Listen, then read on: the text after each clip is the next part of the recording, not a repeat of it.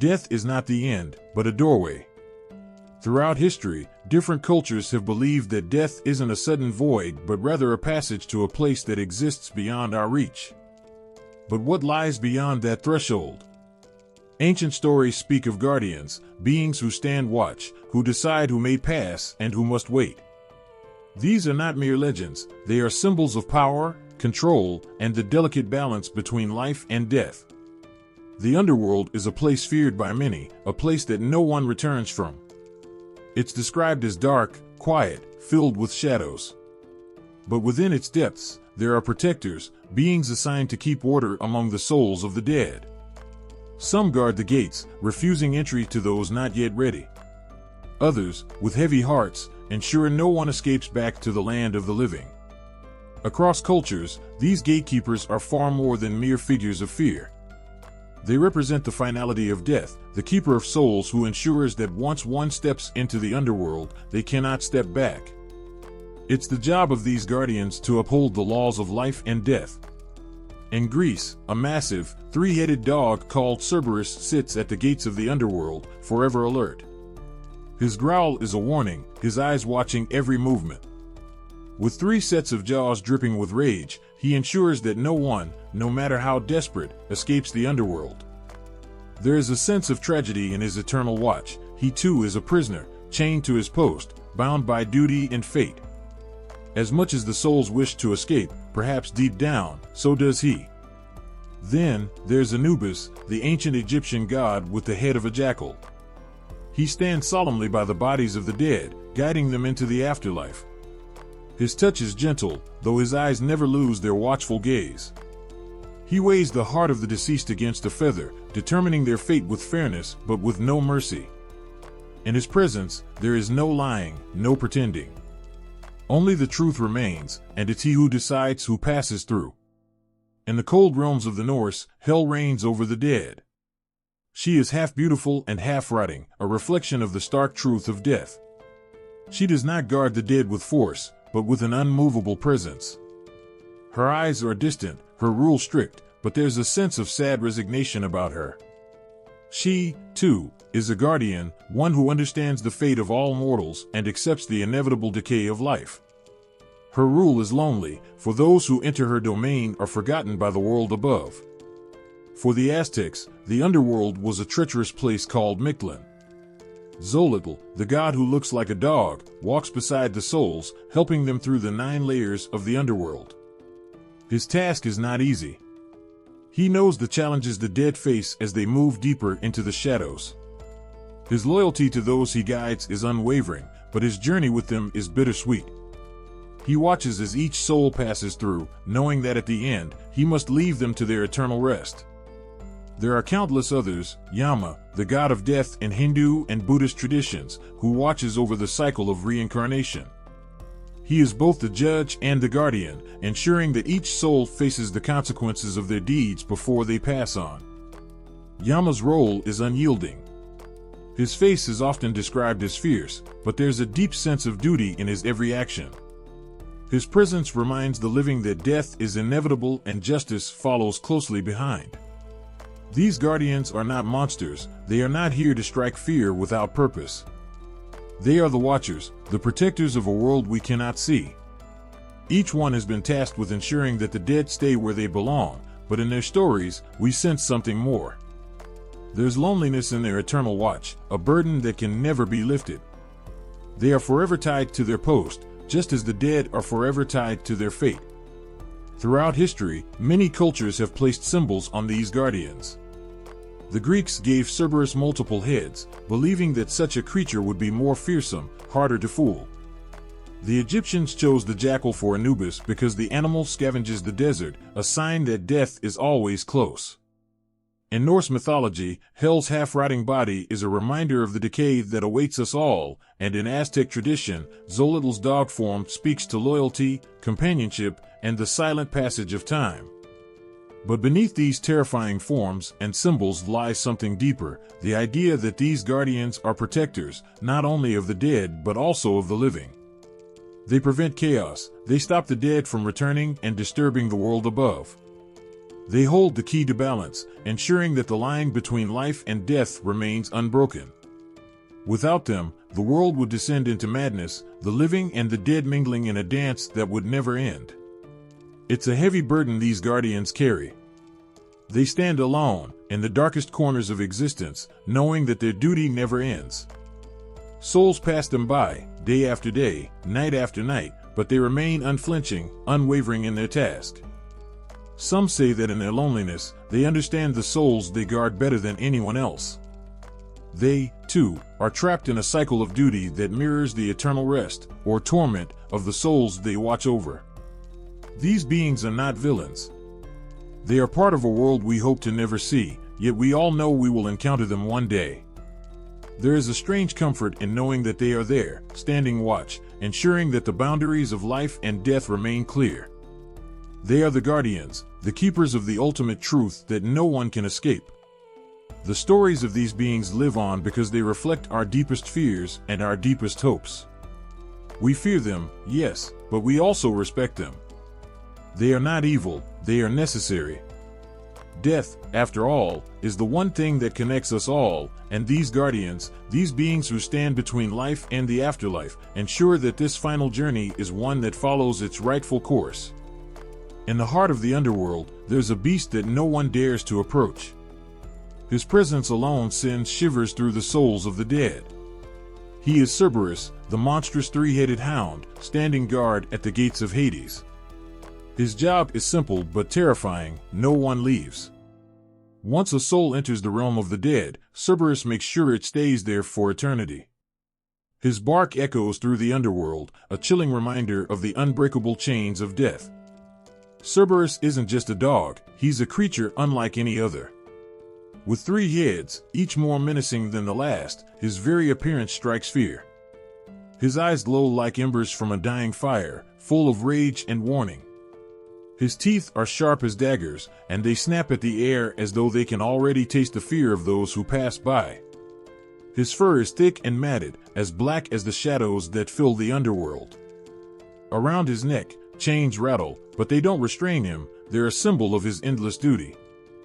Those who arrive at the gates of the underworld know that their time in the world of the living is over.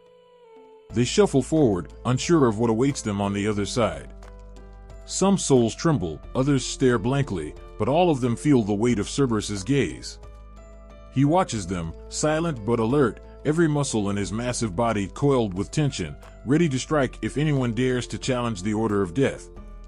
It is said that his 3 heads represent the past, present, and future, a reminder that time is meaningless in the land of the dead. His eyes see all, there is no escaping his watch.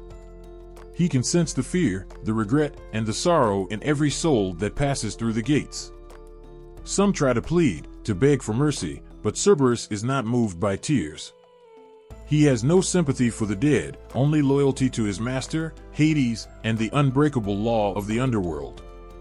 For centuries, Cerberus has stood as the guardian of this dark realm. His loyalty to Hades is absolute, and no soul has ever escaped under his watch. His power is feared not only by the dead but also by the gods themselves. Even those who live on Mount Olympus know that Cerberus is a force they cannot easily overcome. Many have tried to deceive him, to trick him into letting them pass, but Cerberus is far too clever for that. His senses are sharp, his instincts deadly. Once, the hero Heracles faced Cerberus in a battle that has become legendary. Heracles was tasked with capturing the beast as one of his 12 labors. Armed with strength and determination, Heracles approached the gates of the underworld. He could feel the heat of Cerberus's breath long before he saw him. The ground trembled beneath his feet as the mighty hound appeared, snarling, all 3 heads ready to tear him apart. But Heracles, using his incredible strength, managed to wrestle Cerberus into submission. For the first and only time, the great hound of Hades was subdued, though not defeated. He returned to his post, angrier and more watchful than ever before. Cerberus doesn't only interact with the dead, he's had his share of encounters with gods as well. The gods respect him, but they also know that Cerberus belongs to Hades alone. No god can control him or command him to betray his master. Even Persephone, the queen of the underworld, walks carefully around him. Though he doesn't harm her, there's an understanding between them. Cerberus is not a pet, he is a guardian, and his loyalty is to his duty above all. There's something tragic about Cerberus's existence. For all his power, for all his strength, he is bound to the underworld, just like the souls he guards. His chains are not physical, but they are there nonetheless. He cannot leave, cannot roam free like other creatures. He is as much a prisoner as those he watches over. Yet, he never complains, never wavers in his task. His loyalty is pure, and that makes him all the more fearsome. Cerberus's life is one of isolation. There are no other creatures like him, no companions to share his endless watch. His three heads keep him company, each one aware of the other but separate in thought. They snarl and snap, sometimes at each other, but mostly at the souls who come too close. The underworld is his domain, and he rules it with teeth and claws. There is no escape from Cerberus, just as there is no escape from death. Many myths speak of Cerberus, but none capture the full weight of his presence. He is not just a monster, he is a symbol. He represents the finality of death, the barrier between life and the afterlife. His roar is the sound of hope fading, the realization that the world of the living is forever lost. His growl is a warning, once you enter the underworld, there is no turning back. But for all his fierceness, there is a strange sense of duty in Cerberus. He does not enjoy his task, but he performs it without question. He knows that without him, chaos would reign. Souls would wander free, breaking the balance between life and death. Cerberus is the last line of defense, the one who keeps order in a place where none should exist. And so, he remains at the gates, his eyes always watching, his ears always listening, ensuring that no soul escapes. Cerberus is more than just a hound. He is a protector, a sentinel who stands guard over the most mysterious and feared place in all of mythology. His three heads may strike terror into the hearts of those who face him, but there is a reason for his existence. Without him, the gates of the underworld would be left open, and the dead would roam free.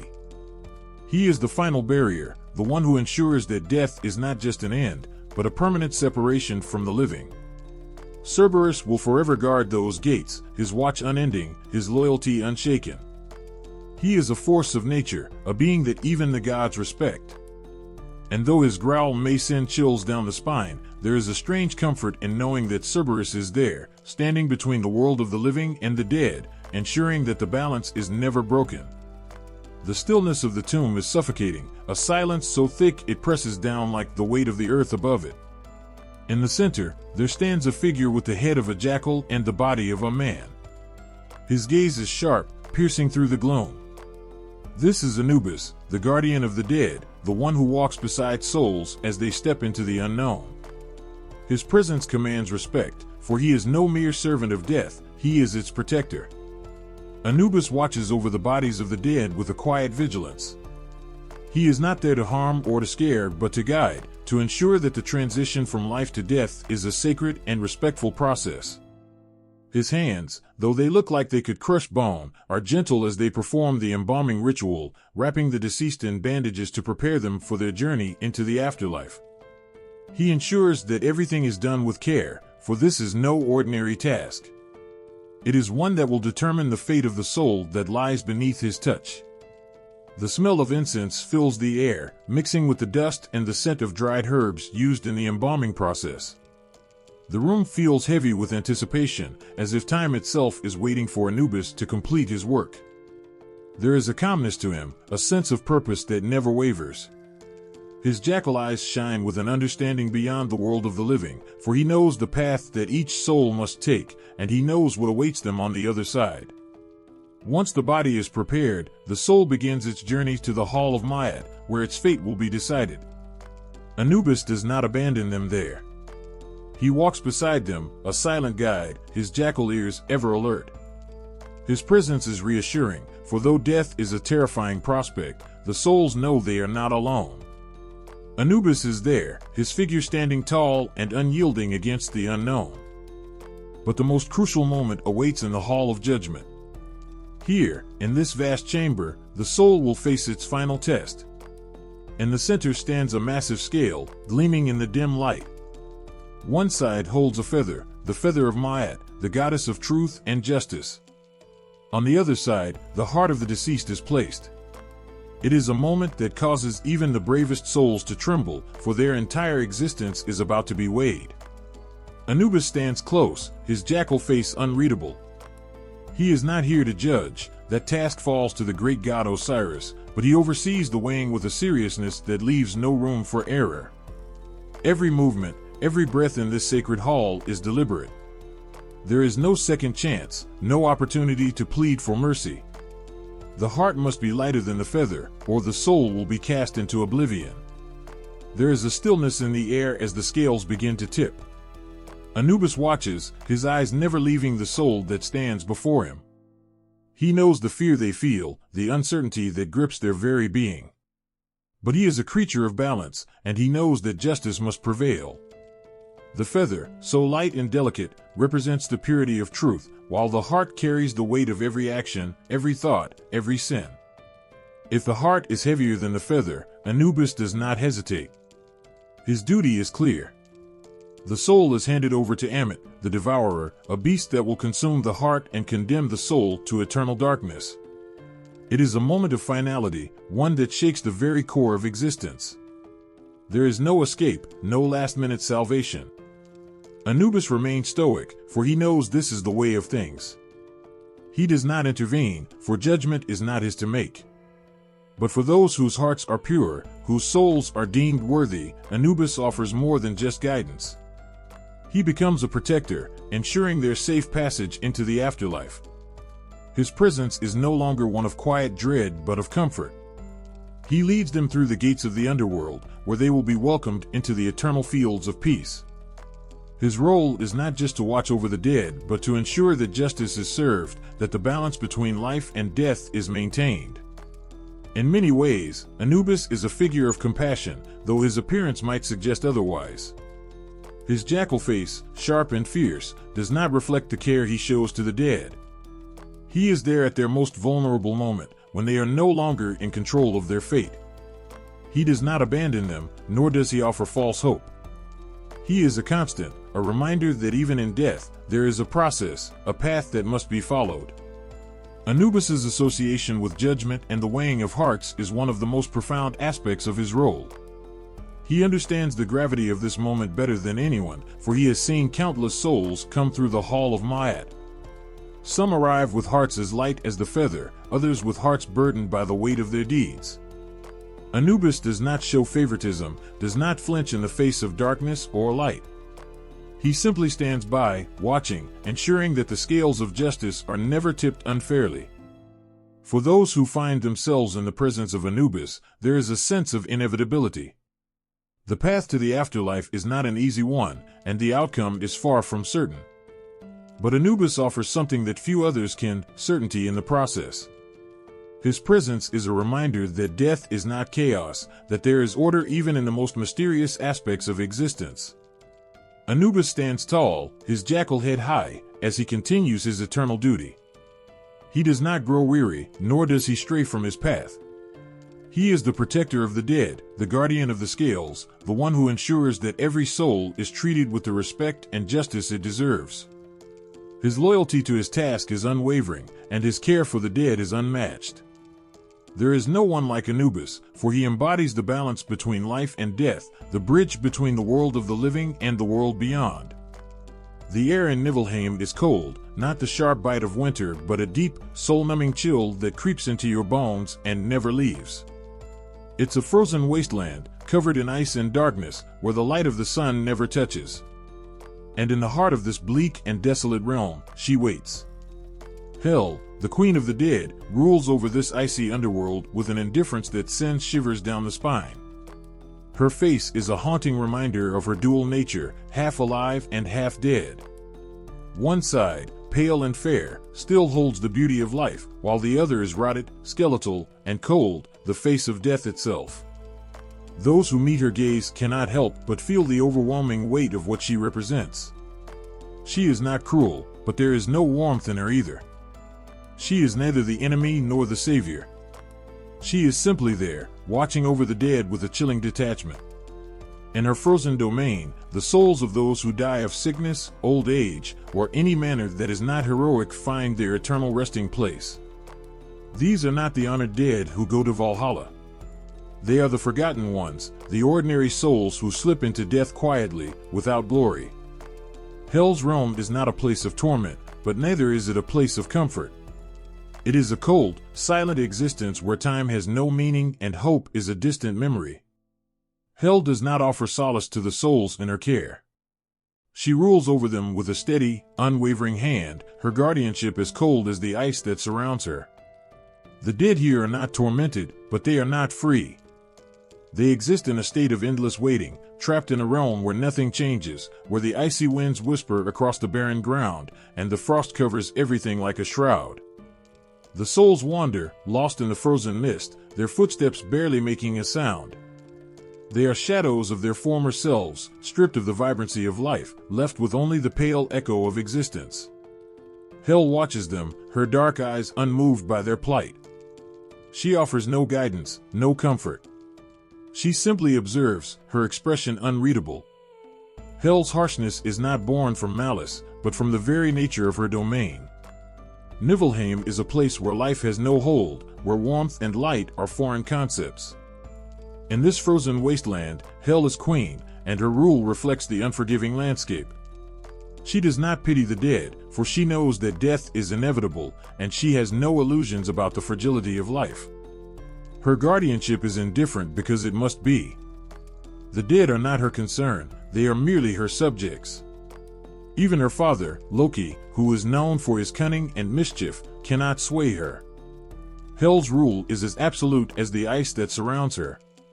She cares little for the affairs of the gods or the living. Her only concern is her realm, and she rules it with a cold, unfeeling precision. To be in her presence is to feel the weight of eternity pressing down, the knowledge that there is no escape from the endless, frozen expanse of Niflheim. The harshness of her domain is reflected in everything around her.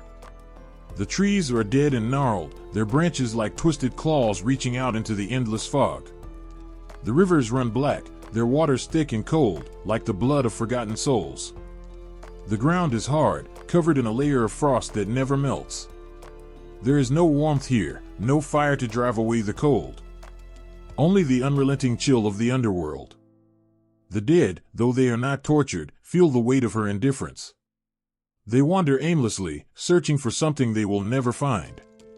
There is no escape from Niflheim, no second chance, no redemption. Hell's realm is a place of finality, where the dead must accept their fate, no matter how cold or unforgiving it may be. Hell herself is a figure of mystery. Though she rules over the dead, she is not one of them. She is caught between life and death, her very existence a reminder of the thin line that separates the two. Her living side, though beautiful, is a cruel contrast to the decay of her other half. It is as if she is forever torn between two worlds, never fully belonging to either. Those who speak of hell in the living world do so with a mix of fear and respect. She is not a goddess to be worshipped, but one to be acknowledged. Her power is absolute in her domain, and even the gods tread carefully when they approach her. She is the final stop for those who do not die in battle, and her icy grip holds them for eternity. In Niflheim, there is no room for warmth, no place for light. The dead do not suffer, but they do not live either. They are caught in a frozen stasis, their existence a reflection of Hell's own indifference. She is not there to comfort them, nor does she punish them. She simply watches, her cold gaze unyielding. Hell's rule is a reminder that death is not always a release. For those who find themselves in her frozen realm, there is no end, only an endless, cold existence under the watchful eye of their queen. In the stillness of death, when the body has fallen quiet and the heart beats no more, there is a moment of silence. But for the Aztec people, this silence did not mean the end. It marked the beginning of a long and perilous journey, one that only the bravest souls could survive. In this moment, a shadow emerges from the gloom, a figure with the head of a dog and the eyes of a guardian. Xolotl, the god who walks between life and death, waits to guide the souls through the dark and terrifying trials of the afterlife. the Aztec afterlife was not a place of rest. It was a labyrinth of challenges, and to reach Mictlan, the final resting place, a soul had to pass through 9 layers of dangerous trials. Xolotl, the twin brother of the sun god Quetzalcoatl, took on the grim duty of leading these souls. With his dog-like face and fierce gaze, Xolotl stood as both the protector and the transporter, navigating the shadows of death with the souls of the departed at his side. But Xolotl was no ordinary guide. His duality made him a figure of deep emotion and power. On one hand, he was compassionate, knowing that the journey through Mictlan was filled with unimaginable hardship. He would walk beside the souls, offering his strength to help them endure. On the other hand, he was fierce and unyielding. He understood the laws of the underworld, and no soul could escape the trials that awaited them. The first trial awaited the souls just after death. They would come to a vast and treacherous river, the Apanoakaluya. Its waters were dark and swift, and it was impossible to cross alone. But it was Xolotl, in his dog form, who would help the souls swim through the currents.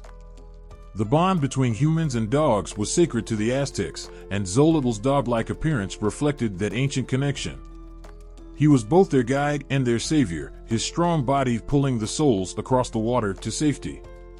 The journey through Mictlan was far from over. Each layer of the afterlife was more grueling than the last. The souls, weary from their trials, would face mountains that moved, boulders crashing into one another, blocking their path. The winds would howl with a bone-chilling cold, and the darkness pressed down on them from every side. It was in these moments of despair that Xolotl's presence brought a strange sense of comfort. His form, though fearsome, radiated a quiet strength. He did not show the souls the way by words, he did it by walking beside them, facing the dangers with a fearlessness that spoke volumes. Xolotl's role as both guardian and transporter was more than just a physical act. He carried the weight of death itself on his shoulders. He understood that this journey was not just a passage of the body, but of the spirit. The trials were not meant to punish the souls, but to test them, to see if they were worthy of their final rest. Xolotl, in his wisdom, knew that the souls had to face these challenges alone, but he also knew that his presence was the only thing that kept them moving forward. Without him, they would be lost in the dark, consumed by the terrors of the underworld. In one of the final trials, the souls came to the Obsidian Mountain. Its jagged edges and sharp stones threatened to tear them apart. Blood would be shed, and the pain would be unbearable. But Xolotl stood by them, silent and strong. His eyes, glowing like embers in the night, were a reminder that no matter how dark the path became, he would not abandon them. He did not carry the souls over the mountain, for that was not his way. He simply walked ahead, showing them that it was possible to survive, even when everything seemed lost. Xolotl's connection to death was not one of cruelty, but of understanding. He had once tried to escape death himself, fearing the inevitable fate that awaited him. But in time, he accepted his role as the guide of the dead, and in doing so, he became one of the most compassionate figures in the Aztec pantheon. He did not fear death anymore, for he had walked through its darkest corners. Instead, he took the souls by the hand and led them through the same darkness, knowing that they, too, must face what they feared most. The final layer of Mictlan was the hardest. It was a place where the soul's heart would be weighed, not by a scale or god, but by the soul itself. This was where Xolotl's guidance became the most profound. For the soul to reach Mictlan, it had to look within and confront its own truth. There were no lies in the underworld. Every action, every choice, every regret would be laid bare. Xolotl did not judge them. He had no power over their fate. But his presence reminded the souls that they were not alone, even in their darkest moments. Xolotl's duality as both guardian and transporter reflected the very nature of death itself. It was not something to be feared, but something that required strength and courage to face. The trials of Mictlan were harsh, but they were also a path to peace. And Xolotl, the ever-watchful guide, ensured that the souls who followed him would make it to their final rest, no matter how difficult the journey. In the end, Xolotl stood as both a symbol of death's inevitable pull and of the love that binds the living and the dead. His role in the Aztec afterlife was not one of finality, but of transition. He was the bridge between two worlds, the silent guide who understood that death, though frightening, was just another part of the human experience. And with him beside them, the souls could walk through the shadows, knowing that they were not alone. In the cold depths where light dares not reach, a figure looms, watching over the souls who find themselves trapped beneath the surface of life. Erlik Khan, the lord of the underworld in Turkic mythology, sits on his dark throne. His presence is heavy, suffocating even, as though the very air bends to his will. He is more than just a ruler, he is the embodiment of fear, a guardian whose eyes see beyond life, into the shadows of death itself. Erlik Khan's domain is no peaceful resting place. It is a world of desolation, where the spirits of the dead wander endlessly, bound by the iron grip of his rule. There is no mercy here, only an oppressive silence that weighs on the souls like chains. Once a soul enters his realm, it is no longer its own. It belongs to Erlik, locked away in the cold, forgotten depths of the underworld, far from the warmth of the living world. Erlik's power is terrifying, and those who have crossed him speak of his wrath. With his long black beard, fierce eyes, and fearsome horns, Erlik is a vision of everything one dreads about death. He is not a gentle guide, nor is he a compassionate guardian. He rules through fear, commanding the souls with an iron fist.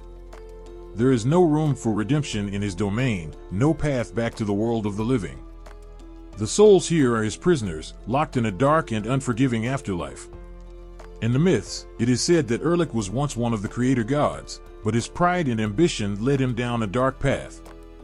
He defied the higher gods, seeking to control the dead and claim their souls as his own. For this, he was cast down into the underworld, where he built his dark kingdom. Here, he became the ruler of the dead, feeding off their fear and sorrow, growing more powerful with each soul that entered his domain. The spirits trapped under Erlik's rule are said to be tortured by the weight of their sins and regrets. They wander his realm, forever lost, their hearts heavy with sorrow. The living know that once a soul falls into Erlik's grasp, there is no escape. The despair of those who find themselves in his underworld is palpable as they realize that their fate is sealed. Every cry for help goes unanswered, every plea for mercy falls on deaf ears. Erlik watches them with cold indifference, unmoved by their suffering. But Erlik's cruelty is not just for the dead. In the legends, he has been known to send his spirits to torment the living as well. These spirits, twisted by their time in the underworld, bring nightmares and disease, spreading fear and death wherever they go. It is a reminder that Erlik's reach extends far beyond the underworld. Even in life, his presence can be felt, a constant shadow hanging over the heads of the living, reminding them that death is always near, waiting to claim them. Despite the fear that surrounds him, Erlik is a figure of power and authority. He represents the finality of death, the inescapable truth that all things must end. His rule over the underworld is absolute, and his control over the dead is unyielding. There is no bargaining with Erlik, no hope for those who fall under his rule. He stands as a testament to the harsh reality of death, a reality that no one can avoid. For the souls who enter Erlik's domain, the torment is eternal. They are bound to his will, trapped in a cycle of fear and despair that never ends. The coldness of the underworld seeps into their very being, freezing their hearts and extinguishing whatever light they once had. They are shadows now, forgotten by the world above, existing only to serve the dark lord of the underworld. But Erlik does not care for their suffering. To him, they are merely fuel for his power, the essence of his kingdom. Each soul that enters his realm strengthens his hold over the dead, and with each passing moment, his dominion grows. The living may try to forget him, may try to push the thought of death out of their minds, but Erlik is always there, waiting. He is patient, for he knows that in the end, all souls belong to him. The fear that Erlik inspires is not just for the afterlife. It is the fear of the unknown, the fear of what lies beyond the veil of death. Erlik's presence is a reminder that death is not a peaceful transition, but a cold and harsh reality. For those who fall under his rule, death is not an escape, but a prison from which there is no release. Erlik Khan, the lord of the underworld, is more than just a myth. He is the embodiment of death's cruelty, a figure who looms over the living and the dead alike, watching, waiting. His domain is a place of fear and despair, where souls are trapped forever, bound to his will. And though the living may try to forget him, may try to push thoughts of the afterlife away, Erlik is always there, lurking in the shadows, ready to claim the souls of those who fall under his gaze.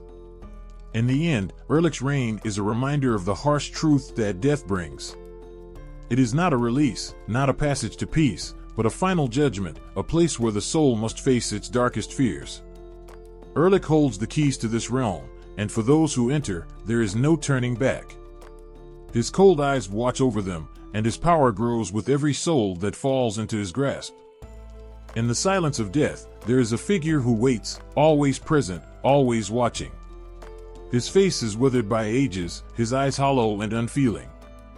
Charon, the ferryman of the River Styx, stands as the final gatekeeper for souls departing the world of the living. With his tattered cloak and an oar that has ferried countless souls, Charon's presence is the one that greets the dead as they stand at the edge of the underworld, staring into the dark waters that separate them from what lies beyond. The journey is not one of choice. Every soul that approaches Charon knows they must cross, but the crossing is not guaranteed. Charon waits in his boat, unmoving, as the souls shuffle forward. In Greek mythology, the dead must pay for passage, a single coin placed under the tongue of the deceased. For those who arrive with the payment, the trip across the River Styx is inevitable, though it comes with a heavy heart. Once they step onto Charon's boat, they are forever severed from the world of the living. The waters churn beneath them, cold and foreboding, as Charon guides them deeper into the land of shadows. But not all souls are so lucky. Some stand at the river's edge, trembling, their eyes wide with fear.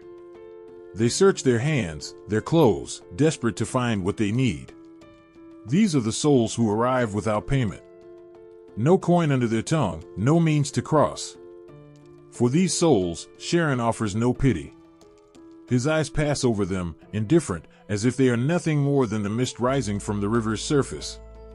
Without the payment, they are doomed to wander the shores of the Styx, trapped between worlds, forever longing for what they cannot have. The sorrow that grips these souls is unbearable. Their cries echo across the river, but Charon does not hear them.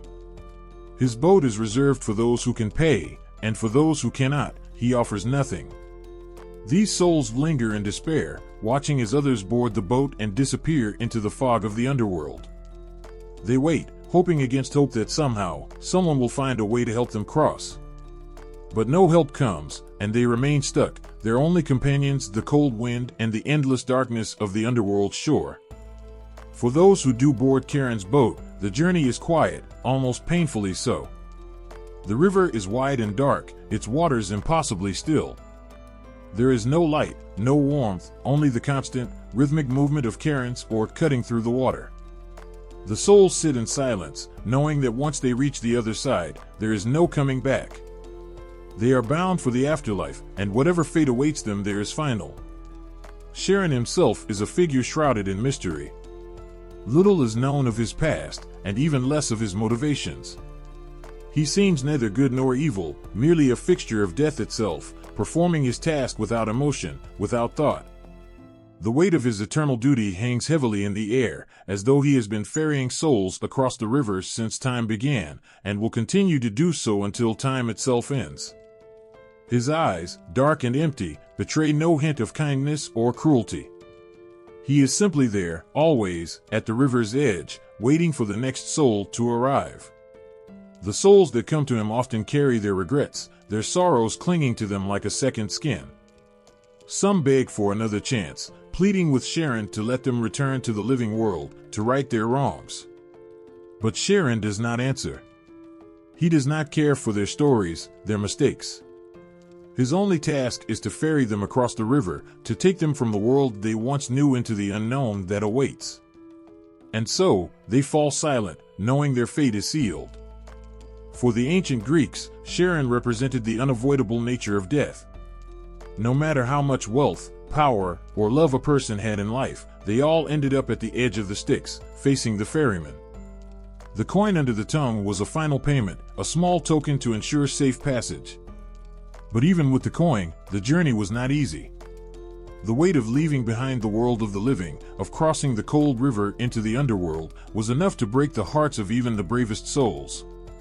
And yet, there was a strange comfort in Charon's consistency. He did not judge or condemn. He simply did his job, taking the dead where they needed to go. For those who had lived their lives with honor, there was solace in the fact that Charon would deliver them to the afterlife without interference. But for those who had wronged others, or who had lived in fear of death, the sight of the ferryman was enough to fill them with dread. They knew what awaited them on the other side, and Charon's silence only made it worse. As the boat reaches the other shore, Charon motions for the souls to disembark. They step off the boat, their feet touching the cold, hard ground of the underworld. They glance back at the river, knowing it is the last time they will ever see it. Charon does not watch them leave. He simply turns his boat around, ready to return to the riverbank and wait for the next soul to arrive. The River Styx remains dark and unwelcoming, its waters carrying the weight of countless souls who have crossed it over the ages. Charon continues his work, unmoved by the passage of time or the sorrows of the dead.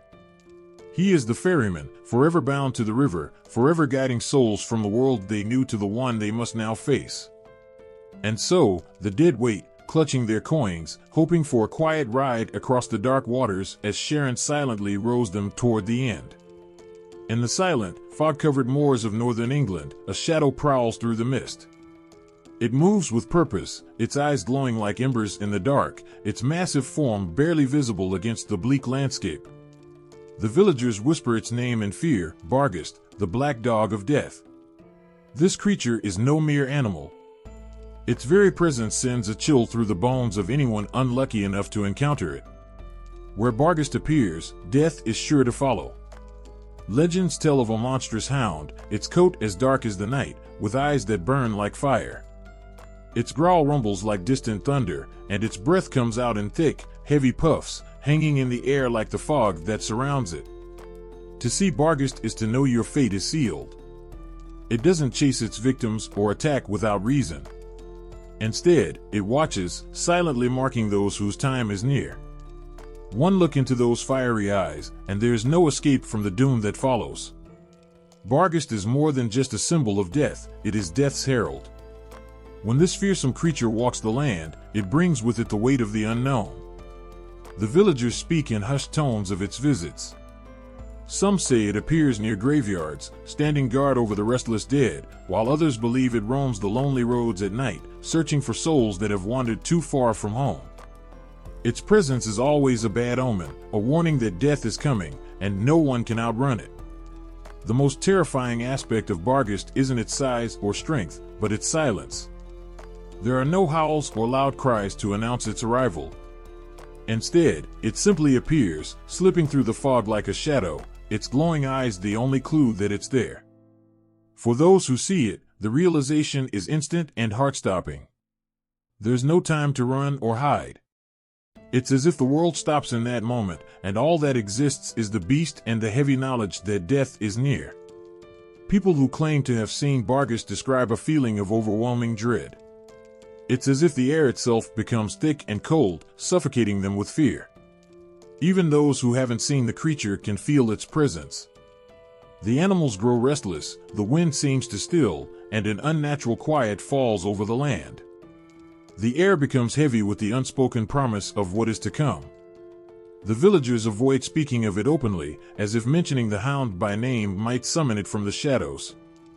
Barghest doesn't strike down its victims with teeth and claws.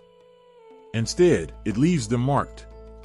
A single encounter is enough to seal a person's fate. Some believe the hound can smell death on those it follows, that it seeks out those who are already destined to die. It doesn't chase or hunt, it simply waits. And when the time comes, it ensures that the soul is delivered to the afterlife. In a way, it is both a guardian and a guide, ensuring that no one escapes their final moment. In northern England, Barghest's legend is deeply tied to restless souls and the unquiet dead. It's said that the hound guards the graves of those who cannot find peace, making sure they do not wander beyond their resting place. Some claim that Barghest is the manifestation of these lost souls, a physical embodiment of their torment and grief. It appears when the dead are restless, making its rounds among the tombstones, ensuring that none dare disturb the quiet of the graveyard. Others believe that Barghest is sent to collect the souls of those who have died alone, far from the comfort of loved ones. These lost souls are vulnerable, wandering through the afterlife without guidance. Barghest, they say, ensures these souls are not left to roam aimlessly, but are taken to their proper resting place.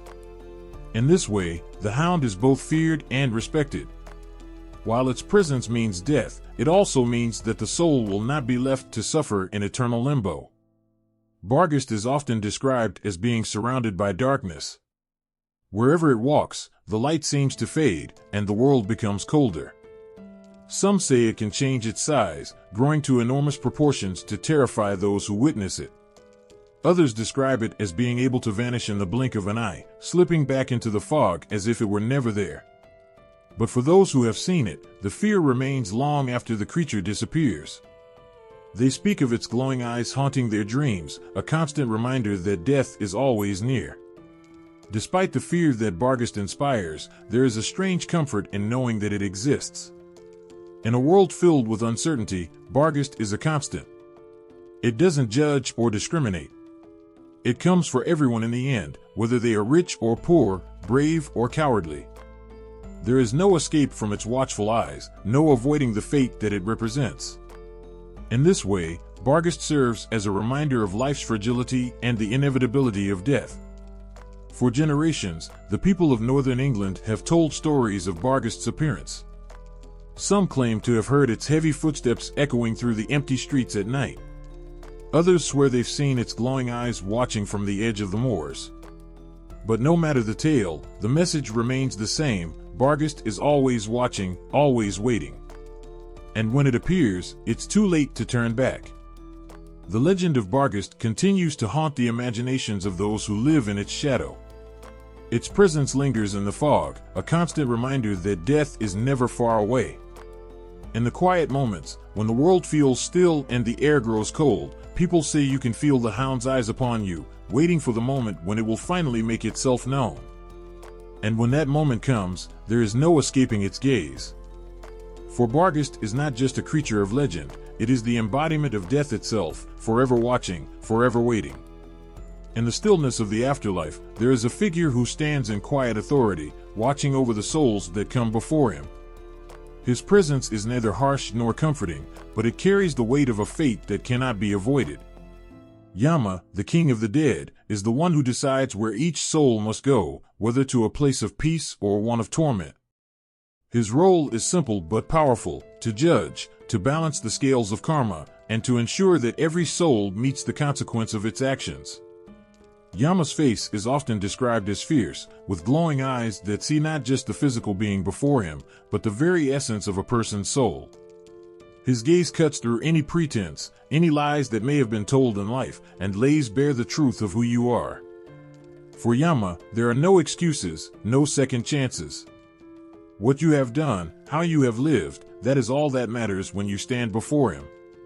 He holds in his hand a ledger, where the deeds of every soul are written.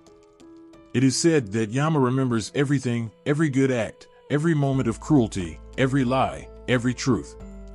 When the soul stands before him, trembling, Yama does not speak. He simply opens the book of their life, and in the silence, the soul must confront the reality of its existence. There is no pleading, no begging for mercy. What has been done cannot be undone, and Yama's judgment will reflect the balance of that life. But Yama is not cruel. His role is not to punish for the sake of punishment. He is fair, for karma is fair. He is the guardian of the cycle of reincarnation, and his judgment ensures that the soul is sent where it needs to go, to learn, to grow, to pay for its wrongs, or to enjoy the rewards of a life well lived. His decisions are final, but they are always just. For those who have lived a life of kindness, of truth, and of compassion, Yama's judgment brings peace. They are sent on to better lives, to higher states of existence where their souls can rest and flourish. The cycle of reincarnation turns, but for these souls, it turns in their favor. They may be born into better circumstances, or perhaps even reach a state of enlightenment where they are freed from the endless cycle of birth and death. But for those who have walked a darker path, Yama's judgment can be terrifying. These souls must face the consequences of their actions, enduring suffering that mirrors the harm they caused in life. Their next existence will be one of hardship, a chance to learn the lessons they refused to learn before. Yama's role is to ensure that no one escapes the consequences of their actions, that the scales of karma are always balanced. It is said that Yama's domain is vast and dark, a place where the souls of the dead gather before they are sent to their next lives. The air is thick with the weight of decisions yet to be made, and the souls wait in silence, knowing that Yama sees all, knows all. Some souls are restless, filled with regret for the lives they lived. Others wait with a quiet acceptance, knowing that whatever comes next is beyond their control. But all must face Yama in the end. In both Hindu and Buddhist traditions, Yama's role is not just as a judge, but as a guardian. He guards the balance of the universe, ensuring that karma is fulfilled, that no soul escapes its destiny. His authority is absolute, and no one, not even the gods, can interfere with his decisions. The cycle of life and death depends on Yama, for without his judgment, there would be chaos. Souls would wander aimlessly, untethered from the consequences of their actions, and the balance of the universe would be thrown into disorder. For those who believe in reincarnation, Yama's presence is a constant reminder that every action, every thought, every decision matters. Life is not lived in isolation. Every moment is part of a larger cycle that will one day come full circle. Yama is the one who ensures that this circle is unbroken, that every soul finds its rightful place in the grand scheme of existence. Even in his fearsome role, there is a sense of justice in Yama's actions. He does not take pleasure in the suffering of souls, nor does he show favoritism to those who have lived well. He simply carries out his duty, ensuring that the laws of karma are followed. His power lies not in his ability to inflict pain, but in his unwavering fairness. In a world filled with uncertainty, Yama is a figure of absolute certainty. There is no escaping his judgment, but there is also no fear for those who have lived true to their principles. For some, Yama is a terrifying figure, a reminder of the inescapable consequences of their actions. But for others, he is a figure of hope. His judgment means that justice will be served, that the wrongs of the world will be made right, and that every soul will eventually find peace. Yama stands at the crossroads of life and death, ensuring that no one is forgotten, that no soul is left to wander lost and aimless. In the end, Yama's role is not to inspire fear, but to inspire reflection. His judgment is a mirror in which every soul must face the truth of their existence. For those who have lived with compassion and kindness, that reflection is one of peace. But for those who have caused harm, it is a reminder that there is no escaping the consequences of their actions. Yama stands as the ultimate judge, the one who ensures that the cycle of life and death continues, balanced and just. And in that balance, there is both justice and hope, for every soul has the chance to learn, to grow, and to one day find peace in the endless cycle of existence. In the quiet moments between life and death, there are beings that weave their presence into the fabric of both realms. Shinigami, the spirits of death in Japanese folklore, are such beings, mysterious, powerful, and deeply entwined with the cycle of existence. They are neither simply guides nor merely guardians. They embody a complex blend of both, influencing the passage of souls with a presence that can be both haunting and comforting. Imagine a figure cloaked in shadows, moving silently through the twilight. The Shinigami appear in many forms, some as elegant, almost ethereal beings, while others take on more fearsome aspects. Their true nature is elusive, reflecting the duality of their role. They are the ones who come when the time is right, ushering souls from the world of the living to the afterlife. Their presence is a whisper in the wind, a fleeting shadow in the corner of your vision, a reminder that the end is near, but also that there is a path to follow beyond. Shinigami are not inherently evil. Their role is not to inflict suffering but to maintain the balance between life and death. They exist to ensure that the cycle continues, that no soul lingers too long in the world of the living or becomes lost in the realm of the dead. Their duty is to guide the departed, to help them navigate the often treacherous journey from life to the afterlife. They act with a calm authority, guiding souls with a gentle, if sometimes eerie, hand. When a person's time comes, the Shinigami are said to appear to escort them from this world. Their arrival is often marked by a sudden chill or an inexplicable feeling of unease. For those who are sensitive to the supernatural, the presence of a Shinigami might be felt as a shift in the atmosphere, a subtle change that signals the crossing of a threshold. The Shinigami are both guardians and guides, ensuring that the soul finds its way to the next stage of existence. In the folklore, Shinigami are sometimes depicted as beings who wander the earth, seeking out those who are destined to die. They watch over the living, waiting for the moment when their guidance will be needed. This waiting can be a heavy burden, for the Shinigami are aware of the pain and sorrow that comes with their role. They are bound by duty, and though they may not interact with the living directly, their influence is profound. Their presence in Japanese culture is marked by a sense of melancholy and inevitability. Shinigami are not merely harbingers of death, but also symbols of the transition that follows. They remind the living of the impermanence of life and the importance of acknowledging the end. While their role might seem unsettling, it is also a crucial part of the cycle of existence, ensuring that every soul is given its due passage. In their interactions with souls, Shinigami are seen as both stern and compassionate. They do not judge. Their purpose is not to decide the fate of the soul, but to ensure its safe passage. They guide the departed with a steady hand, offering comfort in the form of their calm presence. The journey to the afterlife is not an easy one, and the Shinigami's role is to make it as smooth as possible, easing the transition from the known to the unknown. The influence of Shinigami extends beyond their role in guiding the dead. They also play a part in the lives of the living, often serving as reminders of the fragility of existence. Their presence can be a wake-up call, a nudge to live fully and to cherish the moments we have. In folklore and stories, they sometimes appear to those who are nearing death, offering a final glimpse of what lies ahead or even a chance for reflection and reconciliation. The relationship between the Shinigami and the living is one of silent respect. They do not interfere with the course of life, but merely observe, waiting for their time to act. Their role is to ensure that the end comes at the right moment, that the soul is ready to leave this world behind and face what comes next. Their influence is subtle yet powerful, a reminder of the delicate balance between life and death. In Japanese mythology, Shinigami are not just figures of dread but also of profound significance. They embody the mystery of the afterlife and the inevitability of death, while also offering a sense of order and guidance.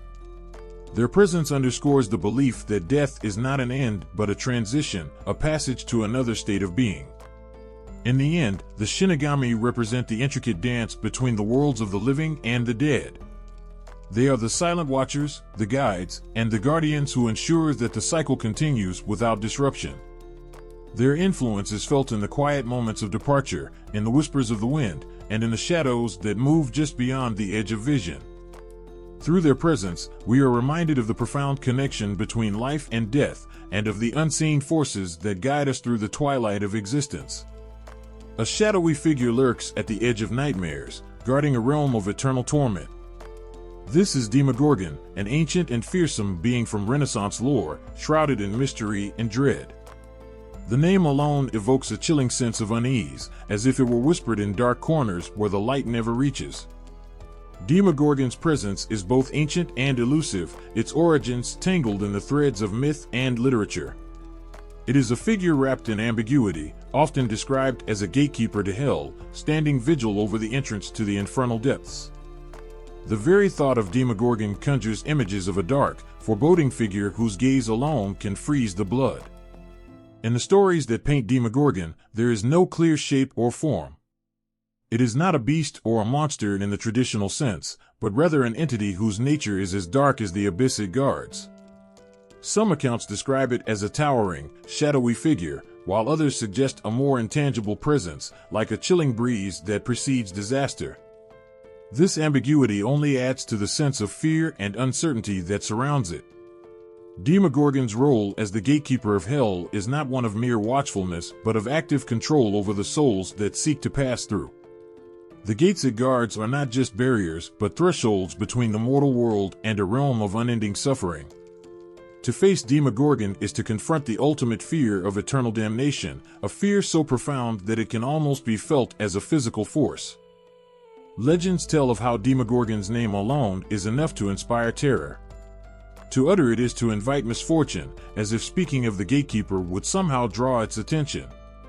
In literature, Demogorgon often appears in the context of warnings and omens, a symbol of the dark forces that lie beyond human comprehension. Its presence is a reminder of the hidden dangers that lurk at the edges of the known world, waiting for the right moment to emerge. The fear associated with Demogorgon is not just about its physical form, but about what it represents. It embodies the unknown and the unknowable, the darkness that exists beyond the boundaries of human experience. The very idea of a being that controls access to such a place as hell is enough to send shivers down the spine, evoking a sense of dread that is both primal and profound. In the stories of Demogorgon, its role is not just about guarding the gates, but about ensuring that those who enter do so with full knowledge of the consequences. It is said that to pass through the gates guarded by Demogorgon is to surrender to a fate far worse than death, a fate that stretches into eternity. This understanding makes Demogorgon not just a gatekeeper, but a harbinger of the most terrifying aspects of the afterlife. The ambiguity of Demogorgon's presence is also a reflection of the fear it inspires. It is a creature of shadows, a being whose true form and intentions are never fully revealed. This uncertainty adds to the horror, as it forces us to confront the possibility of a fate that is beyond our control and comprehension. The thought of facing such a being, whose very existence is a blur of darkness and dread, is enough to make the bravest shiver. In literature, Demogorgon is often used to symbolize the dark, chaotic forces that exist beyond the understanding of mere mortals. It serves as a powerful reminder of the limits of human knowledge and the ever-present possibility of encountering something truly terrifying. Its role as the guardian of Hell's gates emphasizes the idea that there are some things beyond human control, and that the unknown can be as fearsome as the most tangible of monsters. The stories of Demogorgon weave the tapestry of fear and fascination, capturing the imagination with their portrayal of a being that stands as a guardian of the darkest realms. Its presence is a reminder of the eternal struggle between light and darkness, and of the eternal mysteries that lie beyond the veil of our understanding. To think of Demogorgon is to feel the cold touch of dread, a sensation that lingers long after the thought has passed. Demogorgon's role as an infernal gatekeeper is a chilling reminder of the darkness that exists at the edges of our world. Its presence evokes a deep sense of unease, a feeling that there are forces at work beyond our comprehension. In the shadows of myth and literature, Demogorgon stands as a symbol of the unknown, a gatekeeper whose very name can inspire terror and awe. In the dim, shadowy depths of ancient Sumerian mythology, there is a queen whose very name sends shivers down the spine. Ereshkigal, the fierce ruler of Kor, the land of the dead, reigns over a realm of eternal darkness with a blend of sternness and sorrow. Her story is one of power, isolation, and the deep, unsettling mystery of the afterlife. Ereshkigal's dominion is not a place of peace or respite.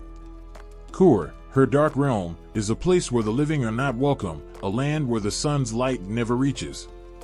It is a shadowed underworld, a prison of souls that echoes with the whispers of the departed. As the queen of this somber place, Ereshkigal's role is both formidable and tragic. She commands the spirits of the dead, her authority unchallenged in a world of perpetual twilight. The myths surrounding Ereshkigal paint a vivid picture of her character. Her rule is not merely about overseeing the dead, but about maintaining the delicate balance between life and death. Stories tell of her fierce nature, her unyielding control over Kor, and her deep-seated anger toward the living who dare to disrupt the peace of her realm. In one of the most famous myths, Ereshkigal's rage is ignited by the intrusion of a goddess from the realm of the living. This intrusion into her domain stirs her fury, leading to a confrontation that tests the boundaries of both the divine and mortal worlds.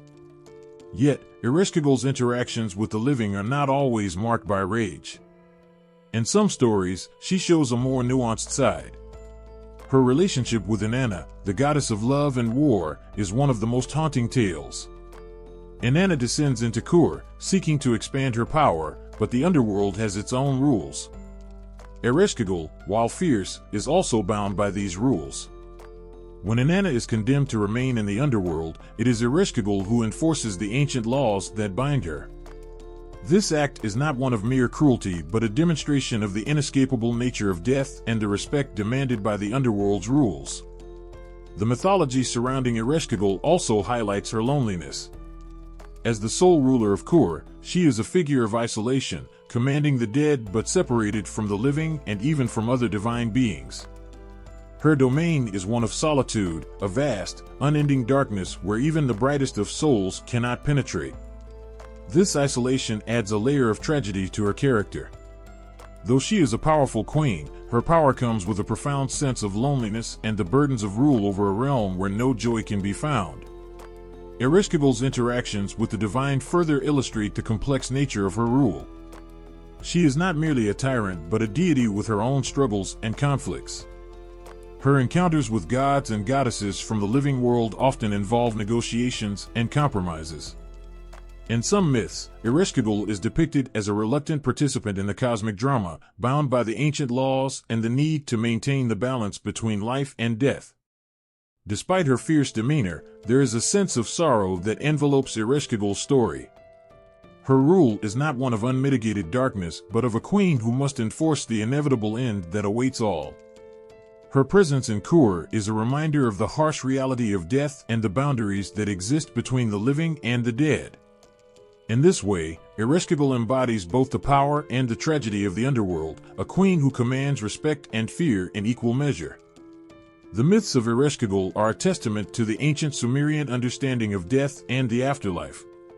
They capture the essence of a realm where the living dare not tread and where the queen of the underworld rules with an iron will. Her story is a poignant reflection of the fear and fascination that surround the concept of death, making Ereshkigal a figure whose legacy continues to resonate through the ages. In the shadowed glens of ancient Celtic lands, where the mist clings to the earth and the wind whispers secrets, there exists a goddess whose presence sends chills through the bravest of souls. The Morrigan, a triple goddess of fate and guardian of the fallen, weaves a tapestry of death, war, and the afterlife with an elegance that is both haunting and awe-inspiring. The Morrigan is not just one goddess but three, embodying different aspects of the same divine essence. Each face of the Morrigan holds a unique role: Bad, the crow who foretells doom; Macha, who represents sovereignty in battle; and Nemain, who brings chaos and frenzy. Together, they form a powerful triad, an embodiment of the complex and often grim aspects of fate and death. Their combined presence is a force that cannot be ignored, a trio that influences the very fabric of life and the afterlife. To the warriors of ancient Celtic tribes, the Morrigan was both a fearsome and revered figure. She roamed the battlefields, a dark omen who could decide the fate of combatants with a mere glance. Her crow form would swoop over the chaos of battle, her eerie calls heralding the end for some and victory for others. Those who saw her in the heat of combat knew their fate was sealed, but her presence was not merely a sign of death, it was also a mark of honor and destiny. For to be chosen by the Morrigan was to be recognized as a warrior of great significance, one whose journey was worthy of her divine attention. As a guardian of the fallen, the Morrigan's role transcends the mere act of overseeing death. She guides the souls of warriors to the afterlife, ensuring they find their rightful place among the dead. In Celtic mythology, death was not an end, but a transition to a different form of existence. The Morrigan's role in this transition was crucial. She would escort these fallen warriors through the mists of the afterlife, ensuring they reached the other side with honor and dignity. Her guidance was both a comfort and a solemn duty, reflecting her deep connection to the cycle of life and death. The tales of the Morrigan are rich with imagery of the supernatural and the sublime. One story tells of her appearing to the hero Cuchulainn, a legendary figure of Celtic lore. In the midst of battle, she appeared to him as a beautiful woman, offering him her love. But when he rejected her, she transformed into a terrifying crow, cawing over the battlefield as she revealed the grim fate that awaited him. Her presence in these stories is a reminder of the delicate balance between life and death, and the unchangeable fate that lies beyond. Her association with war adds another layer to her complex character. The Morrigan is often depicted as reveling in the chaos of battle, her laughter mingling with the cries of the fallen. This connection to war is not just about the destruction, but also about the cycle of renewal and rebirth that follows. For the Celts, death was a passage, not an end, and the Morrigan's role was to ensure that this passage was honored and respected. In the afterlife, the Morrigan's role is equally significant. She watches over the souls of the fallen warriors, ensuring they find peace and honor. Her guidance is a reassurance that even in death, there is a divine presence that cares for the departed. The souls under her watch are not left in darkness, but are guided through the mists to their final rest, their valor acknowledged by the goddess who oversees their passage. The Morrigan's influence is a reminder of the deep respect the Celts had for the natural cycles of life and death. Her presence in their myths speaks to a belief in a world where death is a part of the ongoing cycle of existence, where even in the darkest moments, there is a divine hand guiding and protecting. Her story is one of power, mystery, and a deep, unwavering connection to the forces of fate and the afterlife. In the quiet moments of twilight, when the world seems to pause and the wind carries whispers from the past, the Morrigan's presence is still felt. Her legend endures, a testament to the ancient beliefs of a people who saw the divine in the cycles of life and death. Her story is not just a tale of the past, but a living legend that continues to captivate and resonate with the essence of the human experience. In the hushed, shadowy recesses of ancient Rome, where the echoes of footsteps in grand temples met the whispers of the underworld, Pluto held his solemn throne. His name, though less well known today than his Greek counterpart Hades, evoked the same awe and reverence. Pluto, the Roman god of the dead, was both a guardian of souls and the overseer of the treasures buried deep within the earth. Picture the darkened corridors of Pluto's realm, a world that lay hidden beneath the surface of the living world. Here, in this quiet, unyielding domain, Pluto reigned with a sense of purpose and gravity. He was not a figure of malevolent dread, but a stern and just ruler who held the delicate balance between life and death. His gaze, though unseen by mortal eyes, was constant and watchful, ensuring that the dead were treated with respect and that the earth's hidden wealth remained secure. Pluto's role extended beyond simply guiding the souls of the deceased. He was the keeper of the treasures of the earth, holding dominion over the minerals and precious metals that lay hidden in the darkened depths. This dual responsibility made him a figure of great power and respect. While the living might only glimpse his influence through the wealth they unearthed, Pluto's true domain was a place of both solemn duty and untold riches. To the ancient Romans, Pluto's domain was not a place of fiery torment or endless suffering. Instead, it was a realm of shadows and silence, where the souls of the dead went to rest. Here, Pluto ensured that each soul found its place, guided by his fair and unyielding hand. His role was to maintain the order of the underworld, to make sure that every soul was accounted for and that justice was meted out according to the divine laws. The myths surrounding Pluto's guardianship often reflect his complex nature. He was not merely a figure of fear, but one of deep significance and respect. One of the most poignant stories is that of Proserpina, his queen. The myth of Pluto's abduction of Proserpina from the earth and her subsequent return each year symbolizes the cycles of life and death, the seasons, and the inevitable return to the earth's surface. Their story is a reminder of the cyclical nature of existence, where even in the darkest depths of the underworld, life persists and renews. The treasures that Pluto guarded were not just material wealth, but symbols of the earth's abundance and hidden potential. His dominion over these riches underscores his role as a god who not only managed the souls of the dead but also controlled the earth's most precious resources. This connection to the earth's hidden treasures added a layer of respect to his character, highlighting his role as a keeper of both life and death's most profound aspects. In Roman worship and mythology, Pluto was often depicted with solemnity, reflecting the gravity of his role. Unlike the fiery depictions of some other underworld deities, Pluto was seen as a figure of quiet authority, his demeanor reflecting the nature of his realm. His presence was a reminder of the balance between the living and the dead, and the respect that both worlds deserved. His relationship with the souls of the dead was characterized by a sense of fairness and justice. Unlike some mythological figures who are driven by anger or vengeance, Pluto's role was to ensure that each soul was treated according to the life it had led. This fairness made him a figure of stability and order, essential qualities in a realm where chaos could easily take hold. As the guardian of both the treasures of the earth and the souls of the deceased, Pluto's legacy is one of profound significance. His domain, while hidden from the eyes of the living, was a place of balance and respect. The ancient Romans, through their reverence and rituals, acknowledged the importance of his role and the delicate balance he maintained between the world of the living and the realm of the dead. In the quiet moments of reflection, when one contemplates the nature of existence and the mysteries that lie beyond, Pluto's role as the ruler of the underworld serves as a reminder of the interconnectedness of all things. His guardianship of both souls and treasures reflects a profound understanding of the cycles of life and the respect owed to the forces that govern our world. In the cold, dark corners of Norse mythology, where the shadows stretch long and the air feels charged with foreboding, Garmr stands as a figure of terror and inevitability. This bloodstained hound, a creature bound to the most somber events of the cosmos, guards the gates of hell with a fierce and unyielding presence. His name evokes images of a beast both powerful and grim, a harbinger of destruction that looms large over the end of days.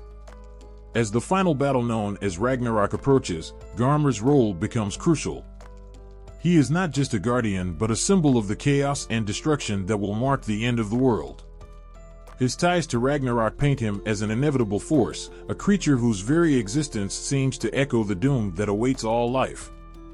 With his bloodied fur and relentless demeanor, Garmr embodies the fierce and unrelenting nature of the end times. The gates he guards lead to Hell, the Norse realm of the dead, a place where souls find their rest in the aftermath of life.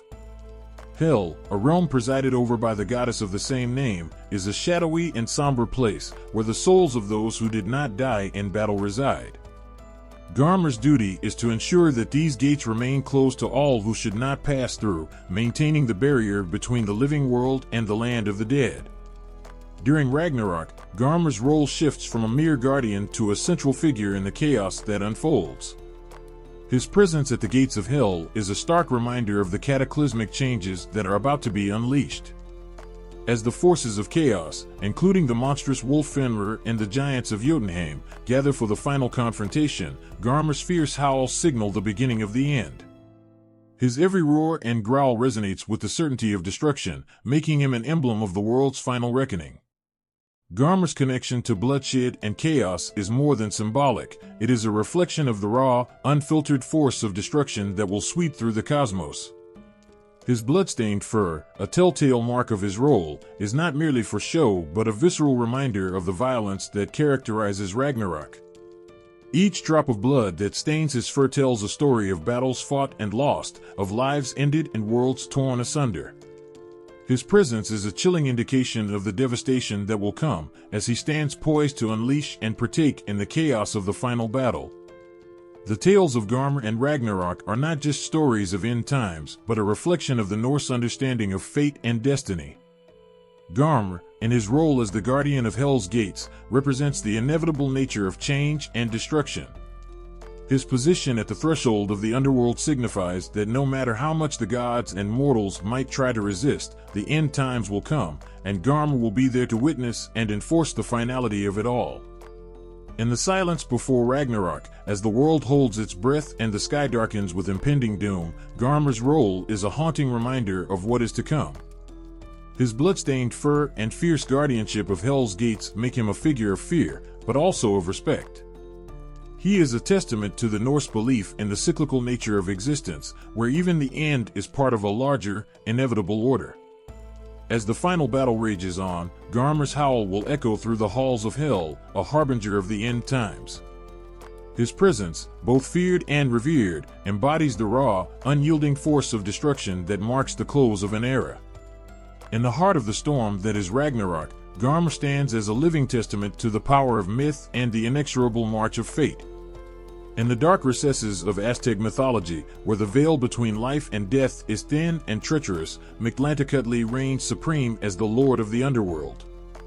His skeletal visage, with hollow eyes and a macabre smile, casts a long shadow over the realm of Mictlan, the Aztec land of the dead. To the Aztecs, he was not merely a deity of death, but a powerful overseer who ensured that the souls of the deceased journeyed correctly through the afterlife. Mictlantecuhtli's domain, Mictlan, is a place of trials and tribulations, where the dead must navigate a perilous path before reaching their final resting place. As the god of this underworld, Mictlantecuhtli stands at the threshold of this grim realm, his skeletal form a constant reminder of the inevitability of death. His presence is both chilling and awe-inspiring, a symbol of the finality and seriousness of the journey that awaits all souls. The journey through Mictlan is no easy task. Souls must pass through 9 challenging layers of the underworld, each one more arduous than the last. Mictlantecuhtli's role is to oversee this journey, ensuring that each soul follows the correct path and faces the trials necessary to reach the end. His skeletal form, always lurking in the background, is a stark reminder of the stakes involved. To cross each stage successfully, the dead must have lived honorably in their mortal lives, as only the worthy find peace in the end. To appease Mictlantecuhtli and gain favor with the underworld deity, the Aztecs performed elaborate rituals and sacrifices. These rituals were not merely acts of devotion but crucial practices to ensure that the deceased received safe passage through Mictlan. Offerings of food, precious items, and even human sacrifices were made to honor the god and to persuade him to watch over the souls of the departed. Human sacrifices, in particular, were a significant aspect of these rituals. The Aztecs believed that by offering the blood and life force of individuals to Mictlantecuhtli, they could secure favor and ensure that their loved ones had a smoother journey through the underworld. The act of sacrifice was seen not as an end, but as a means of ensuring that the cycle of life and death continued with harmony and respect. The rituals were elaborate and filled with solemnity.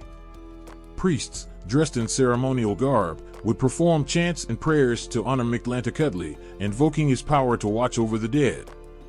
Sacred dances and offerings were made at altars dedicated to the god, each act steeped in reverence and fear. The ceremonies aimed to appease Mictlantecuhtli and to ensure that the god would be favorably disposed towards the souls making their way through the underworld. Mictlantecuhtli's role as the guardian of the underworld is not just about overseeing the dead but also about maintaining the balance between life and death. His skeletal presence is a reminder of the inescapable nature of mortality, and his role ensures that every soul, regardless of their status in life, meets their end with the proper respect and preparation. In the shadow of his influence, the rituals and sacrifices performed by the Aztecs reveal a deep and poignant understanding of death. Mictlantecuhtli, with his skeletal form and grim demeanor, is not merely a figure of dread but a powerful force that shapes the journey of every soul that passes through his realm. His presence reminds the living of the gravity of death and the importance of honoring those who have gone before.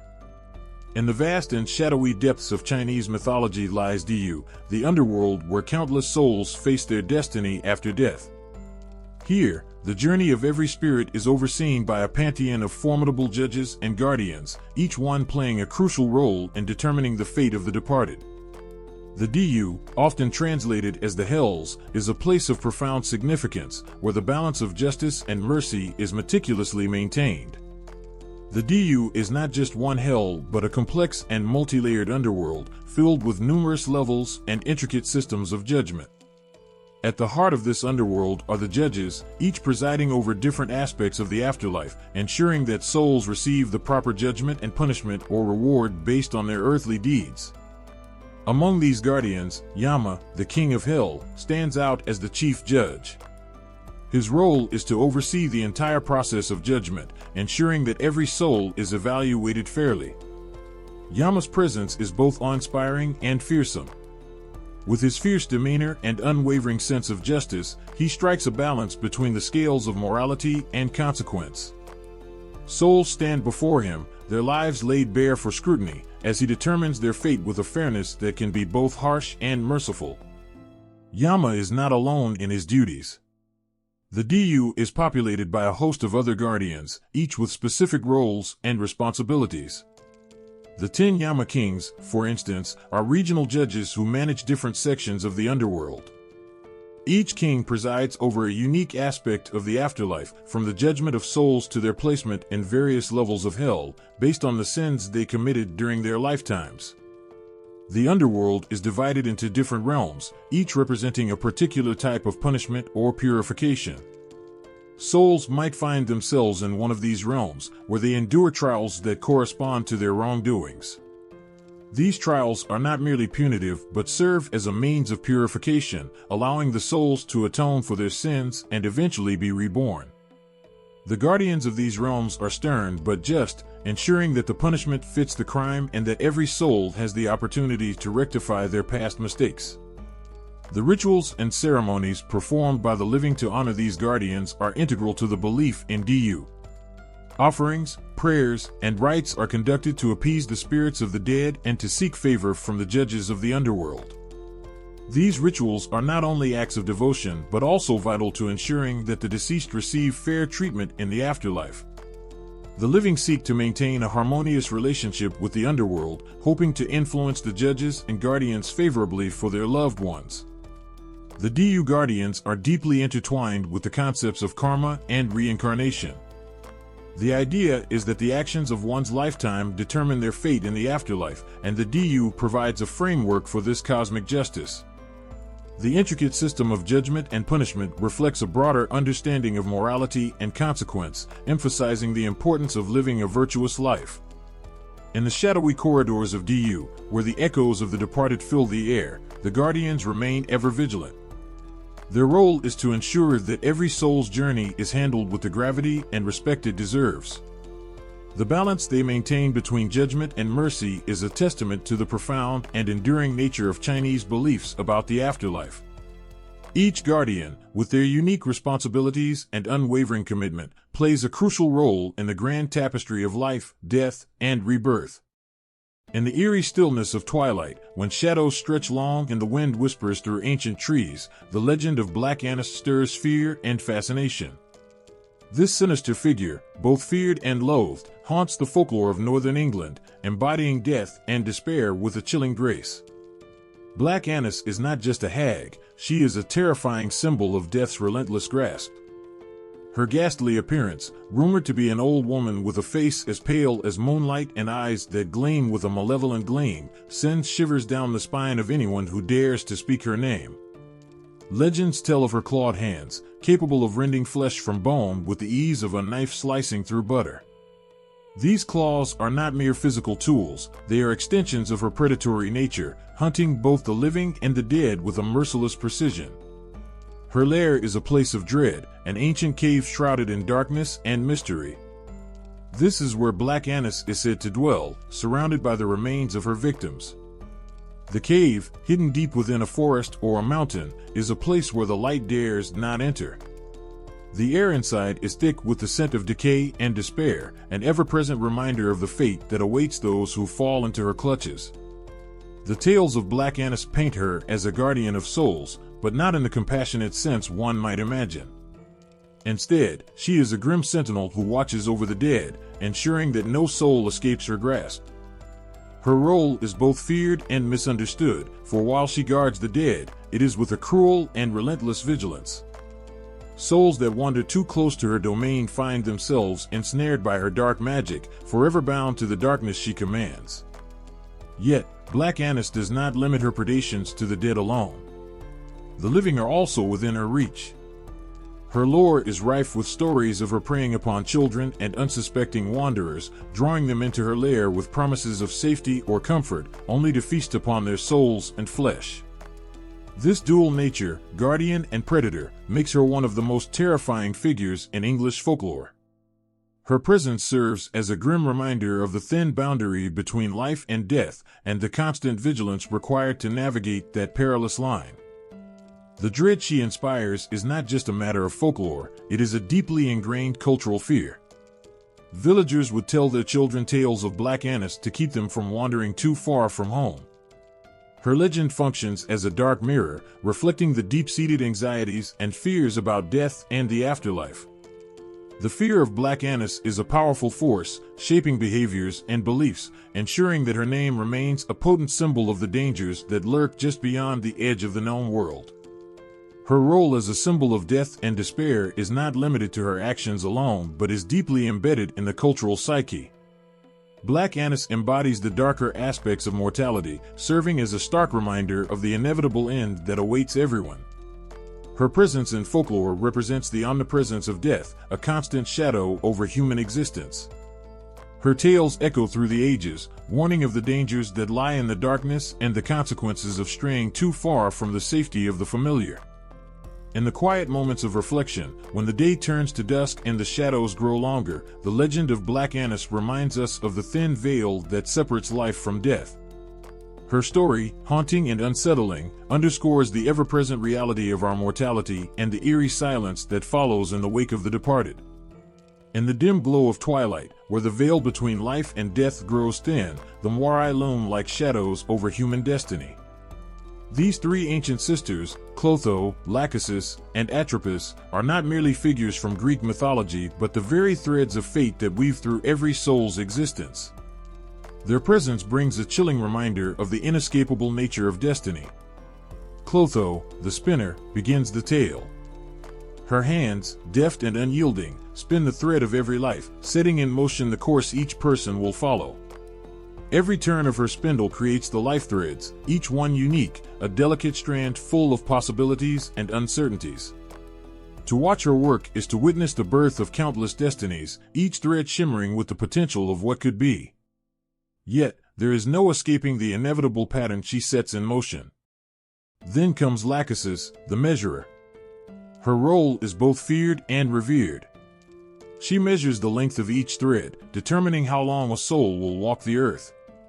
The length she measures is not arbitrary but a precise reflection of the journey that each person will undertake. As she measures, she sees the ebb and flow of time in her grasp, holding in her hands the very essence of a life's duration. Her decisions shape destinies, weaving both the joys and sorrows that will be experienced within the span of one's existence. Finally, Atropos, the one who cuts. She is the harbinger of the end, the one who snips the thread when a soul's time is up. Her scissors are sharp and final, and with a single, decisive cut, she brings each life to its conclusion. To see her at work is to witness the finality of death itself, a reminder that no matter how long a thread may be, it will eventually end. Her presence is a somber testament to the inescapable end that awaits every soul. Together, the Moirai form an unbreakable triad of destiny. They are not merely passive observers but active guardians of life and death, weaving and measuring the threads that bind every soul to their fate. Their role in determining the length and course of each soul's life is both awe-inspiring and terrifying. They do not act with malice but with an impersonal adherence to the order of existence. In the quiet moments of reflection, when life's journey feels uncertain, the Moirai's influence is a haunting reminder of the inescapable nature of destiny. Their silent presence looms over each decision and action, guiding every step of human existence. The threads they spin and measure form a tapestry of life that is as beautiful as it is haunting. To face the Moirai is to confront the very essence of mortality. Their power lies not just in their ability to decide the length of a life, but in their control over the very nature of existence. They embody the blend of hope and despair, the light and darkness that coexist in every human experience. As they weave the threads of fate, they remind us of the delicate balance between choice and destiny, and the eternal dance between life and death. Their role as guardians of souls is both a comfort and a terror. In their hands lies the power to shape destinies and the finality to end them. They remind us that every moment is a precious gift, each decision a step along a path that is both preordained and uniquely our own. Their presence is a silent testament to the enduring mystery of fate and the ever-present shadow of mortality that watches over us all. In the flickering glow of modern screens and the crisp pages of contemporary books, the ancient guardians of the underworld still cast their long shadows. From films to literature and games, these eternal symbols of death's threshold continue to captivate and terrify us, weaving their ancient myths into the fabric of our modern imagination. Take a moment to imagine a world where shadows stretch across the screen, where a spectral figure appears not just to guide, but to haunt the boundaries between life and death. The harrowing presence of these guardians in films often reflects our deepest fears and fascinations with mortality. Whether it's the Grim Reaper in classic horror or the stoic ferryman in a fantasy epic, these characters embody our collective anxiety about the unknown beyond. Each portrayal brings a fresh layer to their mythic roles, yet the essence remains the same, a reminder of the unyielding grip death holds over our lives. In literature, these ancient beings have found new life in narratives that grapple with the concepts of fate and destiny. Books exploring the afterlife often draw on these age-old figures to add depth to their stories. Authors use them to symbolize the inevitable end that awaits everyone, making us confront the uncomfortable truths of our existence.